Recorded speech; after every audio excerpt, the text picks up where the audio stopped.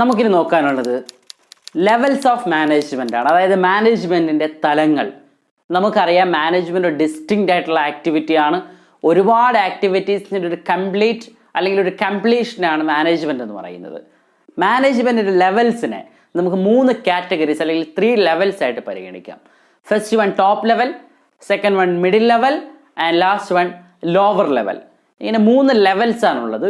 പേര് കേൾക്കുന്നത് പോലെ തന്നെ ഓരോ ലെവൽസിൻ്റെയും പേരിലുള്ളതുപോലെ അതിൻ്റെ ഫങ്ഷൻസും അല്ലെങ്കിൽ അതിൻ്റെ അതോറിറ്റീസും റെസ്പോൺസിബിലിറ്റീസും നമുക്ക് മനസ്സിലാക്കാൻ സാധിക്കും. നമുക്ക് നോക്കാം. ഫസ്റ്റ് ലെവൽ ഓഫ് മാനേജ്മെൻ്റ് ആണ് top level management. The top level management consists of managers at the highest level in the management hierarchy. അതായത് മാനേജ്മെൻറ്റിൻ്റെ ഒരു ഹയറാർക്കി, എൻ്റെ ഒരു ഓർഡർ പരിശോധിക്കുമ്പോൾ അതിൻ്റെ ഏറ്റവും മുകൾ തട്ടിലുള്ള മാനേജ്മെൻറ്റിനെയാണ് അല്ലെങ്കിൽ ലെവലിനെയാണ് ടോപ്പ് ലെവൽ എന്നതുകൊണ്ട് ഉദ്ദേശിക്കുന്നത്. And this level includes the board of directors, chairman, chief executive officers and managing director, president, general manager തുടങ്ങി ഒരു സ്ഥാപനത്തിൻ്റെ കാര്യങ്ങൾ തീരുമാനിക്കുന്ന പോളിസീസും അതുപോലെ തന്നെ അവരുടെ പ്രൊസീജിയേഴ്സും അവരുടെ ഗോൾസും ഒബ്ജക്റ്റീവ്സും അടക്കം തീരുമാനിക്കുന്ന ഏറ്റവും പ്രധാനപ്പെട്ട വ്യക്തികൾ അടങ്ങുന്ന ലെവലാണ് top level management. Top level മാനേജ്മെൻറ്റിന് നമുക്ക് അപ്പർ ലെവൽ മാനേജ്മെൻറ്റ് എന്നും പറയാം. ഒരു സ്ഥാപനത്തെ സംബന്ധിച്ചിടത്തോളം അവരുടെ കാര്യങ്ങൾ തീരുമാനിക്കുന്നതും അവിടെ എന്ത് നടക്കണം എന്ത് നടക്കണ്ട എന്ന് തീരുമാനിക്കുന്നതും ടോപ്പ് ലെവൽ മാനേജ്മെൻ്റ് ആണ്. നമുക്കിനി നോക്കേണ്ടത് what are the functions of top level management. Top level മാനേജ്മെൻറ്റിൻ്റെ അല്ലെങ്കിൽ ടോപ്പ് മാനേജ്മെൻറ്റിൻ്റെ ഫങ്ഷൻസ് എന്തൊക്കെയാണ്? നാം മനസ്സിലാക്കേണ്ടത് ഒരു മാനേജ്മെൻറ്റ് പ്രവർത്തനം ആരംഭിക്കുമ്പോൾ തന്നെ ടോപ്പ് ലെവൽ ഫങ്ഷനിങ് ആയി തുടങ്ങണം, അല്ലെങ്കിൽ അതിന് മുൻപ് തന്നെ ടോപ്പ് ലെവൽ ഫങ്ഷനിങ് ആയി തുടങ്ങേണ്ടതുണ്ട്. നമുക്ക് നോക്കാം. ഒന്നാമത്തെ ഒരു ഫംഗ്ഷനായിട്ട് പറയാൻ പറ്റുന്നത് establishing overall long term objectives of the organisation. നമ്മുടെ ഓർഗനൈസേഷൻ്റെ ലോങ് ടേം ഒബ്ജക്റ്റീവ്സ് ഉണ്ടാവും, ദീർഘകാലമായ ലക്ഷ്യങ്ങളുണ്ടാവും. അതായത് എന്തിനാണോ നാം നമ്മുടെ സ്ഥാപനം ആരംഭിച്ചിട്ടുള്ളത് ആ ലക്ഷ്യം എന്തായിരിക്കണമെന്നും അത് എങ്ങനെയൊക്കെ നേടിയെടുക്കേണ്ടതെന്നും തീരുമാനിക്കുന്നത് ടോപ്പ് ലെവൽ മാനേജ്മെൻ്റ് ആണ്. Second one formulation of broad policies. അതായത് ഒരു സ്ഥാപനത്തിന് ആവശ്യമായിട്ടുള്ള നാം തൊട്ട് മുകളിൽ പറഞ്ഞ നമ്മുടെ ലോങ് ടേം ഒബ്ജക്റ്റീവ്സ് നമുക്ക് ഫുൾഫിൽ ചെയ്യാൻ ആവശ്യമായിട്ടുള്ള പോളിസീസ്, അതുപോലെ ആവശ്യാനുസരണം കൃത്യസമയങ്ങളിൽ ആപ്റ്റ് ആയിട്ടുള്ള പോളിസീസ് ഫോർമുലേറ്റ് ചെയ്യുന്നത് ടോപ്പ് ലെവൽ മാനേജ്മെൻ്റ് ആണ്. മറ്റൊന്നാണ് organising the business into various divisions. നമുക്കറിയാം ഒരു ബിസിനസ് ഏതെങ്കിലും ഒരു ഡിവിഷനിൽ തീരുന്ന ഒന്നല്ല, അതിന് പല പല ഡിവിഷൻസ് ഡിപ്പാർട്ട്മെൻറ്റ്സ് ഉണ്ടാവാം. അങ്ങനെ ഏതൊക്കെ ഡിപ്പാർട്ട്മെൻറ്റ്സ് വേണം ഏതൊക്കെ ഡിപ്പാർട്ട്മെൻറ്റ്സ് വേണ്ട, അല്ലെങ്കിൽ ഓരോ ഡിപ്പാർട്ട്മെൻറ്റിൻ്റെയും ഫങ്ഷൻസ് എന്താണ് തുടങ്ങി ഇത്തരം കാര്യങ്ങൾ തീരുമാനിക്കുന്നത് ടോപ്പ് ലെവൽ മാനേജ്മെൻ്റ് ആണ്. മറ്റൊന്നാണ് കോർഡിനേറ്റിംഗ് ദ ആക്ടിവിറ്റീസ്. അതായത് ആ സ്ഥാപനത്തിലുള്ള ഒരു ഓർഗനൈസേഷനിലുള്ള മുഴുവൻ ആക്ടിവിറ്റീസിനെയും കൺട്രോൾ ചെയ്യുകയും അതിനെ കോർഡിനേറ്റ് ചെയ്യുകയും ചെയ്യുന്നു ടോപ്പ് ലെവൽ മാനേജ്മെൻറ്റ്. അടുത്തൊന്നാണ് controlling and monitoring overall performance. തൊട്ട് മുൻപ് നാം പറഞ്ഞതുപോലെ കാര്യങ്ങൾ കോർഡിനേറ്റ് ചെയ്യുന്നതിനോടൊപ്പം തന്നെ കാര്യങ്ങൾ കൺട്രോൾ ചെയ്യുകയും ആ സ്ഥാപനത്തിൻ്റെ പ്രവർത്തനങ്ങളെ മോണിറ്റർ ചെയ്യുക, അതായത് അവരുടെ പ്രവർത്തനങ്ങളെ നിരീക്ഷിക്കുകയും ചെയ്യുക എന്നുള്ളത് ടോപ്പ് ലെവൽ മാനേജ്മെൻറ്റിൻ്റെ ഒരു ഫംഗ്ഷനാണ്. മറ്റൊന്നാണ് to monitor business environment and analyse its impact on the organisation. നമുക്ക് നമ്മുടെ ബിസിനസ്സിൻ്റെ എൻവയോൺമെൻറ്റ് ഉണ്ട്, അതായത് ബിസിനസ്സിൻ്റെ സറൗണ്ടിങ്സ് അല്ലെങ്കിൽ എക്സ്റ്റേണൽ ഫാക്ടേഴ്സിനെയാണ്, ബിസിനസ്സിനെ പുറത്തു നിന്നുകൊണ്ട് സ്വാധീനിക്കുന്ന ഘടകങ്ങളെയാണ് ബിസിനസ് എൻവയോൺമെൻറ്റ് എന്ന് പറയുന്നത്. ആ ബിസിനസ് എൻവയോൺമെൻറ്റ് മോണിറ്റർ ചെയ്യുക, അത് അനലൈസ് ചെയ്യുക, അത് മാത്രമല്ല നമ്മുടെ സ്ഥാപനത്തിൽ എത്രമാത്രം സ്വാധീനം ചെലുത്തുന്നു എന്നൊക്കെ വിശദമായി പഠിക്കുക. നമുക്കിതിനെ എൻവയോൺമെൻറ്റൽ അനാലിസിസ് അല്ലെങ്കിൽ എൻവയോൺമെൻറ്റൽ സ്കാനിങ് എന്നൊക്കെ പറയാറുണ്ട്. നമ്മുടെ 3rd ചാപ്റ്ററിൽ നമുക്ക് കുറച്ചുകൂടി വിശദമായി, നമ്മുടെ 3rd ചാപ്റ്ററിൻ്റെ പേര് തന്നെ ബിസിനസ് എൻവയോൺമെൻ്റ് ആണ്, അവിടെ നമുക്ക് കുറച്ചുകൂടി വിശദമായി ഇത് നോക്കാവുന്നതാണ്. ഇത്രയുമാണ് ടോപ്പ് ലെവൽ മാനേജ്മെൻറ്റിൻ്റെ ഫങ്ഷൻസ് ആയിട്ട് വരിക. ഫങ്ഷൻസ് അല്ലെങ്കിൽ ഡ്യൂട്ടീസ് അല്ലെങ്കിൽ പവേഴ്സ് എന്നൊക്കെ പറയാം. എന്നാൽ നമ്മുടെ ടോപ്പ് ലെവൽ മാനേജ്മെൻറ്റ് കഴിഞ്ഞാൽ അടുത്ത് വരുന്ന ലെവലാണ് middle level management. Middle level management means it consist of heads of department and functional managers. അതായത് നമുക്കറിയാം ഒരു സ്ഥാപനത്തിനകത്ത് ഒരുപാട് ഡിപ്പാർട്ട്മെൻറ്റ്സ് ഉണ്ടാവും.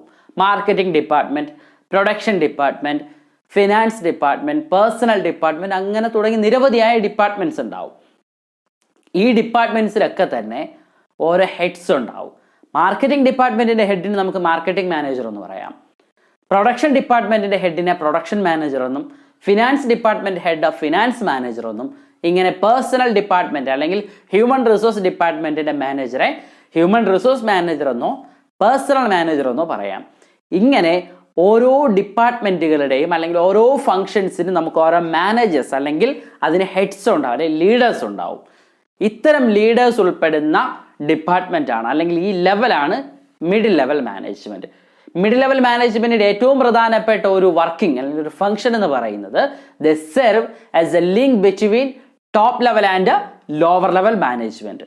അതായത് ഒരു സ്ഥാപനത്തിന്റെ ടോപ്പ് ലെവൽ മാനേജ്മെന്റിനെയും ലോവർ ലെവൽ മാനേജ്മെന്റിനെയും തമ്മിൽ കണക്ട് ചെയ്യുന്ന ഒരു ലിങ്ക് ആണ് middle level management. That means top level ഒരിക്കലും ഡയറക്റ്റ് ആയിട്ട് ലോവർ ലെവലുമായി കമ്മ്യൂണിക്കേറ്റ് ചെയ്യാറില്ല. അതുപോലെ ലോവർ ലെവൽ ഡയറക്റ്റ് ആയിട്ട് ടോപ്പ് ലെവലിനോടും കമ്മ്യൂണിക്കേറ്റ് ചെയ്യാറില്ല. എന്നാൽ ഈ രണ്ട് ലെവൽസിനെയും തമ്മിൽ കമ്മ്യൂണിക്കേറ്റ് ചെയ്യുന്ന കണക്ഷൻ ലിങ്ക് ആണ് മിഡിൽ ലെവൽ മാനേജ്മെന്റ് എന്ന് പറയുന്നത്. ഇനി നമുക്ക് നോക്കാനുള്ളത് what are the functions of middle level management. Middle ലെവലിന്റെ ഫങ്ഷൻസ് എന്തൊക്കെയാണ്? The very first one, to interpret and explain the policies formulated by top level management. നമുക്കറിയാം ടോപ്പ് ലെവൽ മാനേജ്മെന്റ് ആണ് ഒരു സ്ഥാപനത്തിന് ആവശ്യമായിട്ടുള്ള പോളിസീസ് ഫോർമുലേറ്റ് ചെയ്യുന്നത്. പക്ഷെ ആ പോളിസീസ് നടപ്പിലാക്കേണ്ടത് മിഡിൽ ലെവലിലൂടെയും ലോവർ ലെവലിലൂടെയുമാണ്. ഈ ലെവലിൽ ഈ കാര്യങ്ങൾ കൃത്യമായി മനസ്സിലാക്കുകയും അത് ലോവർ ലെവലിലേക്ക് അടക്കം കൃത്യമായി ഇത് എക്സ്പ്ലെയിൻ ചെയ്ത് കൊടുക്കുകയും ചെയ്യുന്നത് മിഡിൽ ലെവലിന്റെ വലിയൊരു ഫംഗ്ഷനാണ്. മിഡിൽ ലെവലിനെ സംബന്ധിച്ചിടത്തോളം ടോപ്പ് ലെവൽ ഉണ്ടാക്കിയിട്ടുള്ള പോളിസീസ് ലോവർ ലെവലിലേക്ക് കമ്മ്യൂണിക്കേറ്റ് ചെയ്യുക മാത്രമല്ല അതിനെ കൃത്യമായി അതിനെ എക്സ്പ്ലെയിൻ ചെയ്ത് കൊടുക്കുക എന്നുള്ളതും മിഡിൽ ലെവലിന്റെ ഒരു ഫംഗ്ഷനാണ്. To prepare the organisation setup of their departments.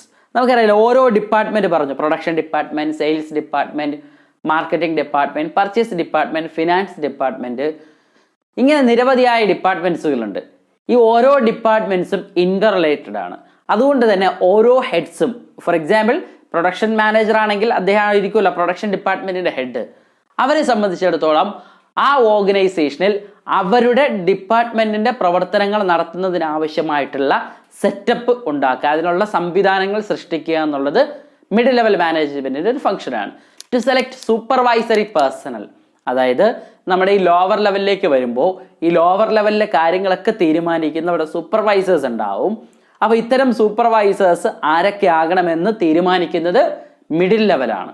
Lower ലെവലിലെ സൂപ്പർവൈസേഴ്സിനെ അടക്കം തീരുമാനിച്ചിട്ട് ഇത്തരം കാര്യങ്ങൾ നടപ്പിലാക്കിയത് തീരുമാനിക്കുകയും ചെയ്യുന്നത് മിഡിൽ ലെവൽ മാനേജ്മെന്റ് ആണ്.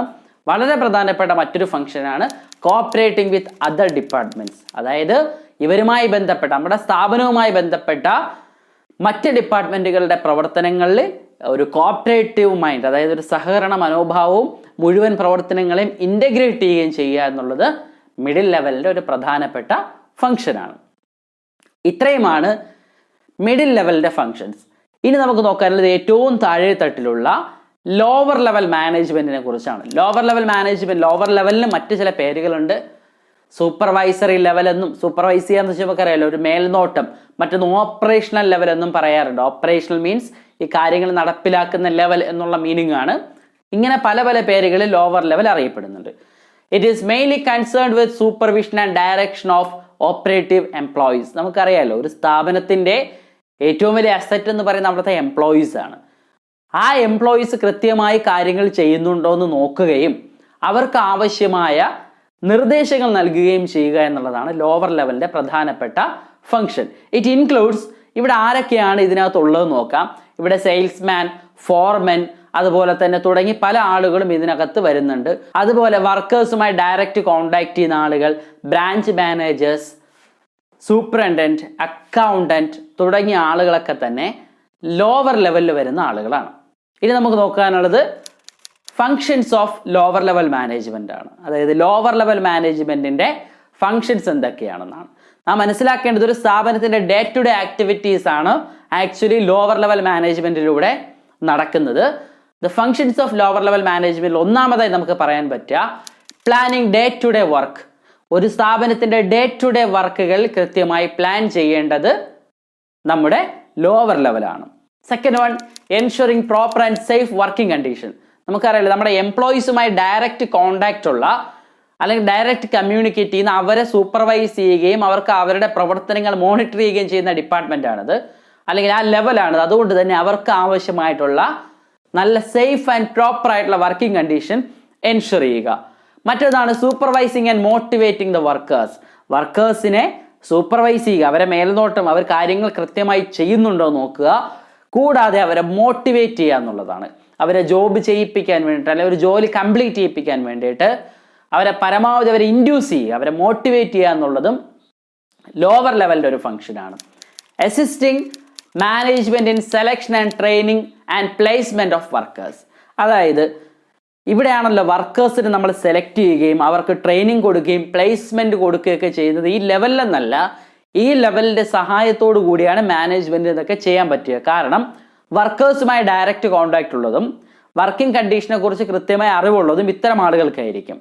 അതുകൊണ്ട് തന്നെ വർക്കേഴ്സിനെ നാം സെലക്ട് ചെയ്യുമ്പോഴും അവർക്ക് ട്രെയിനിങ് കൊടുക്കുമ്പോഴും പ്ലേസ്മെന്റ് കൊടുക്കുമ്പോഴും ഒക്കെ നാം ലോവർ ലെവലിന്റെ സഹായം തേടാറുണ്ട്. മറ്റൊന്നാണ് conveying the grievances and suggestions of workers to management. നമ്മുടെ തൊഴിലാളികൾക്ക് ചിലപ്പോൾ പരാതികൾ ഉണ്ടാവാം, അതുപോലെ അവർക്ക് ചില സജഷൻസ് ഉണ്ടാവാം. ഇത്തരം പരാതികളും സജഷൻസും ഒക്കെ മാനേജ്മെന്റിനെ അറിയിക്കുക, മാനേജ്മെന്റിനെ അത് ബോധ്യപ്പെടുത്തുക എന്നുള്ളതും ലോവർ ലെവലിന്റെ ഫംഗ്ഷനാണ്. ലോവർ ലെവൽ ഇത്തരം കാര്യങ്ങൾ മിഡിൽ ലെവലിലേക്ക് കമ്മ്യൂണിക്കേറ്റ് ചെയ്യുകയും മിഡിൽ ലെവലിൽ ആവശ്യമുള്ളതാണെങ്കിൽ ടോപ്പ് ലെവലിലേക്ക് കൺവേ ചെയ്യുകയുമാണ് ചെയ്യുന്നത്. And last one, sending reports on work performance.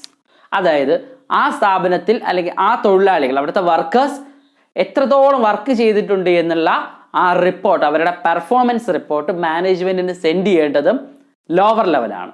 ഇത്രയുമാണ് പ്രധാനമായിട്ടും ലോവർ ലെവൽ മാനേജ്മെന്റിന്റെ ഫങ്ഷൻസ് ആയിട്ട് നമുക്ക് പറയാൻ സാധിക്കുക.